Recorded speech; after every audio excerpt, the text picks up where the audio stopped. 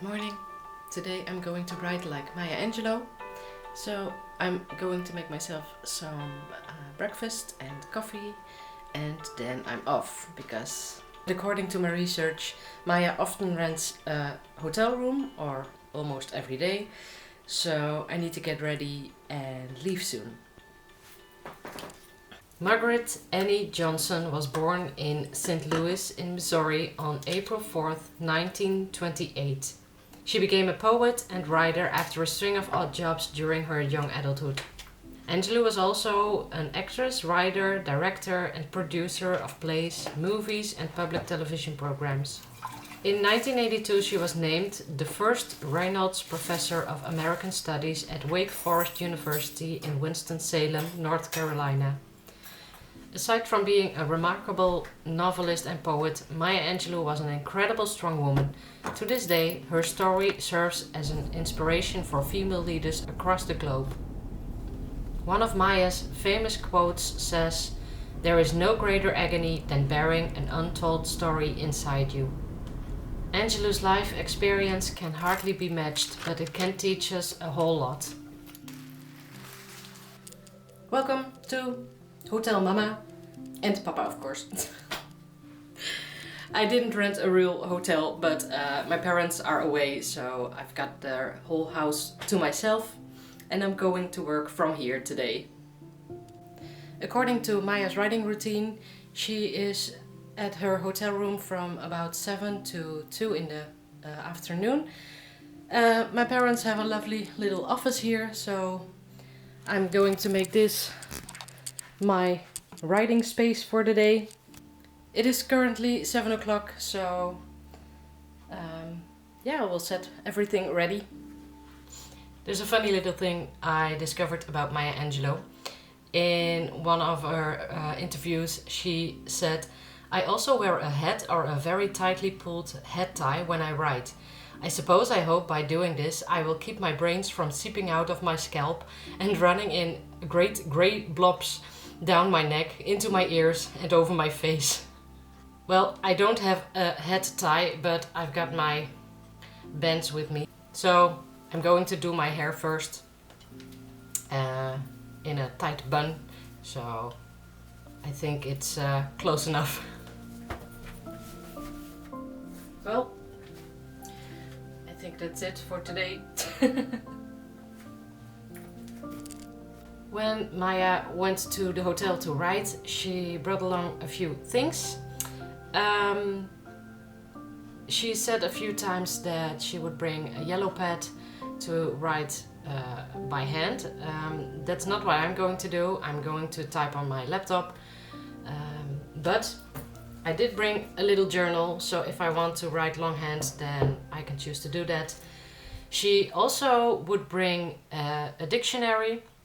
I don't have a dictionary, but I brought with me my Save the Cat novel book and the Emotion Thesaurus. So that will function as my dictionary-ish. And I also don't have a Bible. I don't know if she will write in it when she's, stuck with her writing. But anyway, I've got books to read, so I can do that. I can choose for that. And she also brought with her a deck of cards. So I've got all my stuff, but before I'm going to write my own story, I want to share a little thing Maya said in a video. She was talking about rainbows, and this is something that resonated with me. It's beautiful. She said, "I've had so many rainbows in my clouds, and one of the things I do when I step up on stage, teach my classes, or when I go to direct a movie, I bring everyone who has ever been kind to me with me. Black, white, Asian, Spanish-speaking, Native American, gay, straight, everyone. And the thing to do, it seems to me, is to prepare yourself so that you can be a rainbow in somebody else's cloud." That's so beautiful. And I hope I can be somebody's rainbow in their cloud. But I'm currently riding a thunderstorm. The project I'm working on right now is still my young adult thriller. It's called De Griffon. It's a Dutch young adult thriller, but hopefully in the future it will also be translated to English. But yeah, that's my thunderstorm, my thriller. I'm currently writing the second draft, and I am now about to write the 9th chapter. I still have a lot to do, and I'm a bit behind on my schedule. A bit much, I guess.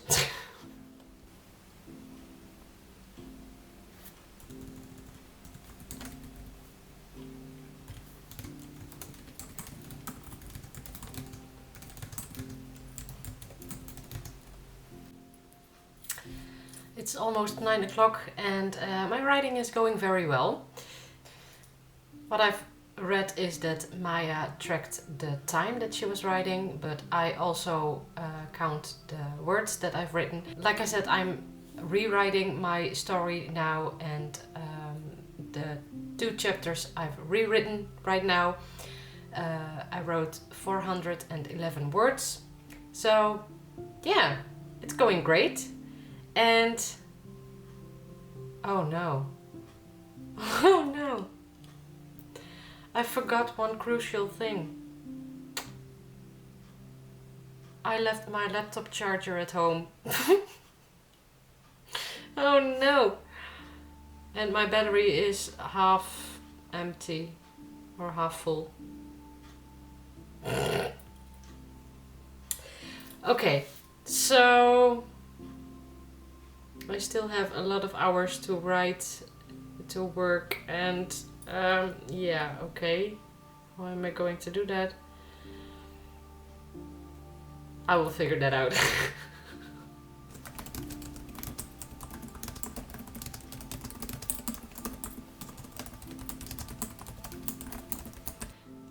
Well, I've managed to write a bit more. I'm at the end of chapter 10 now, but I only have about 30% in my battery of my laptop, so yeah. And I still don't have a solution for how I'm going to write further, but I think I'm going to transfer a few chapters to Google Docs so I can open it on the computer of my parents. So that way I can still write a bit more. The other idea is to search through my book ideas and start outlining something else. I don't know, I still want to go further with work. I mean, I've got a few hours. So yeah, what to do. But one good thing, like I said, I'm at the end of chapter 10, and that is the last chapter of Act 1. So I almost finished Act 1 of my young adult thriller, the second draft. I put my laptop away in my backpack and I transferred a few chapters into Google Docs, but now I'm a little bit stuck. I do want to write further, but I don't know. Is it a writer's block? I don't know. In an interview, someone asked Maya Angelou about what she thought about the writer's block, and she had a lovely comment because she didn't call it a writer's block, and but she said, and I quote, I know that my brain will remember and tell them back to me. There are times when I sit on the hotel bed with a deck of cards and play solitaire to give my little mind something to do. I got that phrase from my grandmother, who used to say when something surprised her, you know, that wasn't even on my littlest mind. I really thought that there was a small mind and a large mind, and if I could occupy the small one, I could get more quickly to the big one. So I play solitaire. That's when the playing cards come in handy. So I now going to play solitaire. But I just have to look up how I have to play it because I don't remember. Game of solitaire. To play, you will need a standard 52 card deck. Solitaire is set up by creating 7 piles. Deal 1 card face up to start the first pile. Start the next 6 piles to the right of the first with 1 card in each pile placed face down. Repeat this process, adding 1 card to each pile.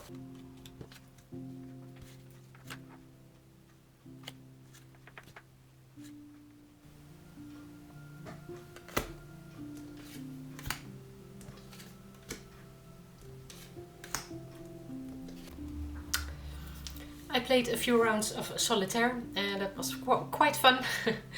My inner child is satisfied again, and actually it was pretty nice to do so because when I am at home and I'm stuck at a story or whatever, I tend to grab some household chores or something else, something not writing relatable. And when I played with the deck of cards, I still got my brain in my story, so that was quite good. But now I've got a little bit of a headache, so I decided not to turn the computer on. Instead of that, I'm going to write in my book. There is a story that wants to have my attention for quite a while now. So I'm going to write about that. That was the mailman. But what I said was the story I want to brainstorm a bit is about witches and vampires. That's all I'm going to say because it's for the future. I've got a lot of projects I need to finish first, but I know that if I don't write it down, then I'll keep thinking about it. So I better can write something down.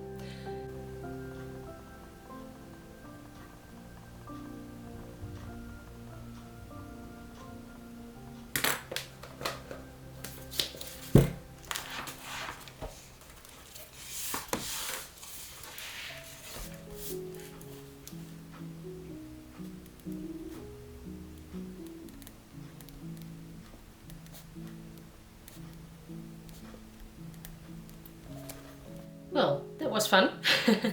I did a bunch of research about vampires and I wrote a big chunk of the story idea what I had about my witches story. But yeah, I lost track of time and it's already 3 o'clock, so I need to get back home. I delved into my story and I almost didn't remember that I was doing the writing routine of Maya Angelou. So I'm back again, back on Earth, and usually Maya writes from 7 to 2 o'clock in the afternoon. So yeah, well, it's a bit later, but I'm going home now and I will check what I've written this morning. That's what Maya also did. So yeah, I'm going to pack my stuff and ride back home. I revised my work I did this morning and I'm pretty satisfied with it. Now it's time to take a warm shower and then make some dinner.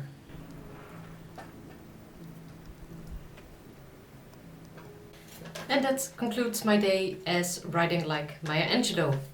Initially I wanted to make this video because I am curious to try something new and also to try out the routines of other writers and see for myself if I can change something, if I can do something better or different. So that was something just to try out.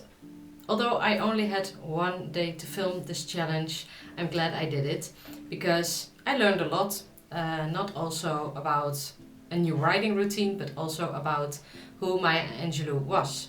And because it went very well, I've decided to make a lot more of this sort of videos. But what did I learn about this routine? Sitting at your desk at 7 o'clock in the morning is doable, but it's very early. And I don't know if I will be able to do it for more days, so I'm glad I just had to do it for one day. I wake up pretty early, around 6:30, but I'm not able to sit at my desk at 7 o'clock in the morning. My brain isn't on that early. It first needs food and caffeine, and I'm a slow starter, I guess. So I learned that I'm not an early rider. Yeah. The other thing I learned is by being somewhere else, other than at my home or in my office, that means I'm not distracted by family members or chores that my brain thinks needs to be done right now. Yeah, I often got some trouble with that. The third and last thing I learned from this challenge is giving your little mind something to do is helpful. It's a little playtime in between the work, and it can even be stress relieving. So that was a thing I found pretty interesting, and yeah, I think I'm going to implement that more often in my daily routine. All in all, I learned a lot, and I'm glad I did this challenge. And I want to end this video with a beautiful poem of Maya Angelou. You may write me down in history with your bitter, twisted lies. You may trot me in the very dirt, but still, like dust, I rise. Does my sassiness upset you? Why are you beset with gloom? 'Cause I walk like I've got oil wells pumping in my living room. Just like moons and like suns, with the certainty of tides. Just like hopes, springing high, still I'll rise. Do you want to see me broken? Bowed head and lowered eyes? Shoulders falling down like teardrops, weakened by my soulful cries? Does my haughtiness offend you? Don't you take it awful hard? 'Cause I laugh like I've got gold mines digging in my own backyard.